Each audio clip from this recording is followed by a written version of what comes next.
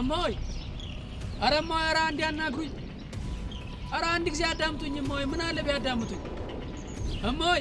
በስንክሳር የምናነበውን በትምህርት የምንሰማውን የአባቶቻችንን ፍጹም ተጋድሎ እዚህ ቦታ ላይ በአባቶችም በእናቶችም ሕይወት በአካል አየ ነው።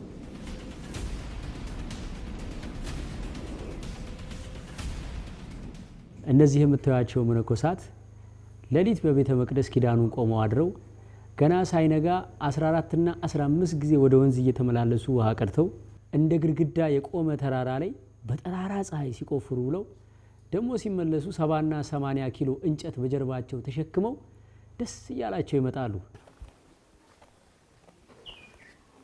እማዬ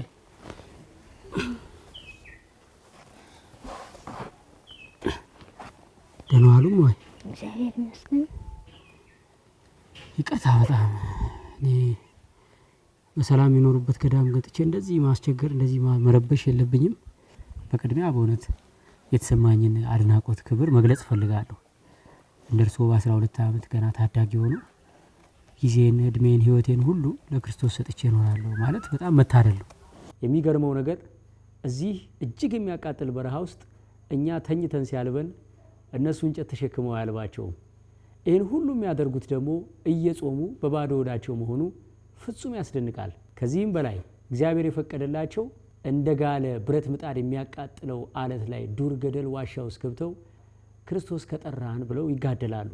ግን ምንድነው የእናቶ ጥያቄ ገዳሙን ትተው ይውጡ ወይም ዓለማዊ ይሁኑ ሳይሆን እኔ ያለሁበት ገዳም ይምጡና ከኔ ጋር ይኖሩ ነውና ደግሞ ከእናት ተለይቶ ህይወት እኔ እንዴት እንደሆነም አልገባኝም።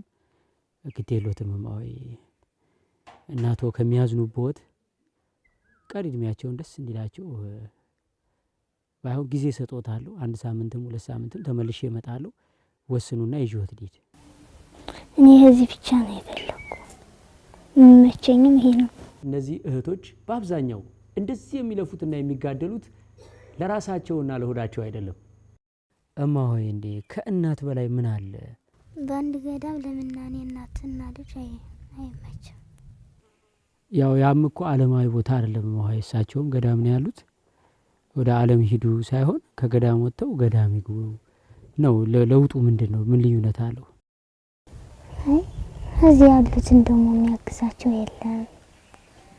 ውሃ ማን ይቀዳል? እንጨት ማን ይለቅምላቸዋል? እዚሁ ገዳም ላይ 20 እና 30 ዓመት ያገለገሉ ትላንት እንደነሱ ወጣት የነበሩ ዛሬ ጊዜ ገድቧቸው እድሜ አድክሟቸው አልጋ የያዙ እናቶች አሉ። እነዚህ በርካታ እናቶች ይታጠቡበት ዘንድ ይጠጡት ዘንድ አብስለው ይበሉበት ዘንድ ውሃ ያስፈልጋቸዋል። እህልም ግድ ይላቸዋል። ውሃ በቀን ስንት ጊዜ ይቀዳሉ?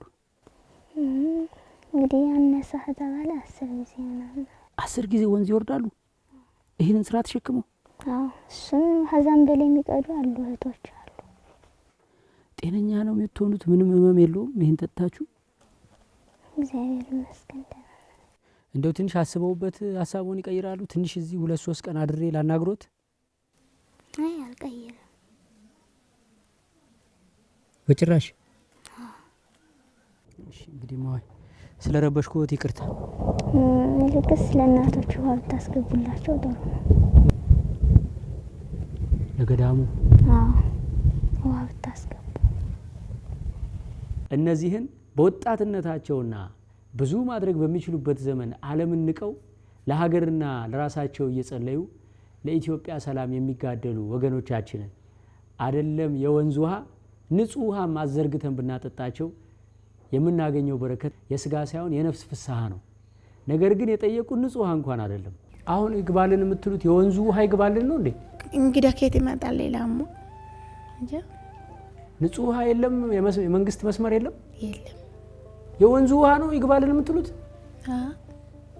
ሌላ የለ። የወንዙን ውሃ ስባችሁ ካመጣችሁልን ሙዝ እናለማበታለን፣ እኛም ጠጥተነው እንረካለን ብለዋል። መንግስት ከተማ ላይ ሰፊ መሬት ሰጥቷቸዋል። እዚህ መሬት ላይ ደግሞ ቋሚ ገቢ የሚያመጣ ነገር ቢገነባላቸው በዚህ ትጋታቸው ከድካምና ከእንግልት ርፍ ካሉ ጊዜያቸውን በጸሎት በስግደት እግዚአብሔርን በማሰብ ላይ ቢያውሉት ለሀገር መፍትሄ ያመጣሉ። በታጠናው ቡድን የወሰደው መፍትሄ ምንድነው? የመጀመሪያው ውሃውን በፓምፕ ገፍቶ ሪዘርቬር ሰርቶ ውሃውን ያከሙ በግራቪቲ እንዲደርሳቸው ማድረግ ነው። ስለዚህ እሱን ለማድረግ የቅየሳ ስራው እና አጠቃላይ ጥናቱ ተጠንቶ ቀርቦ ነበር። ቢያንስ የመስኖ ልማትን በዛው አብሮ ቢሰራላቸው በሚል ጥናቱን አጥንተናል ማለት ነው። መብራት ወደዚህ የመግባት እድሉ በጣም ዜሮ ስለሆነ ከነዳጅ ይልቅ ሶላር ፓምፕን እንዳንድ ኃይል ምንጭ መጠቀም ነው የታሰበው ማለት ነው። ከዛ በኋላ ደግሞ ራሱን የቻለ ፓምፕ ይኖረዋል ማለት ነው። በየትኛውም ሀገር ገንዘብና በቴሌብር ስክሪኑ ላይ የምታዩትን ባርኮድ ወይም ቪዲዮ ስር የተቀመጠውን ሊንክ በመጫን በወገን ፈንድ ድጋፋችንን አሁን መጀመር እንችላለን። በኢትዮጵያ ንግድ ባንክ ደግሞ በ1076 70 48 57 6 ዋልድባ ዳህልሻ ኪዳነ ምህረት ማህበረ ደናግል ገዳም በሚል አካውንት ድጋፋችን ይቀጥል።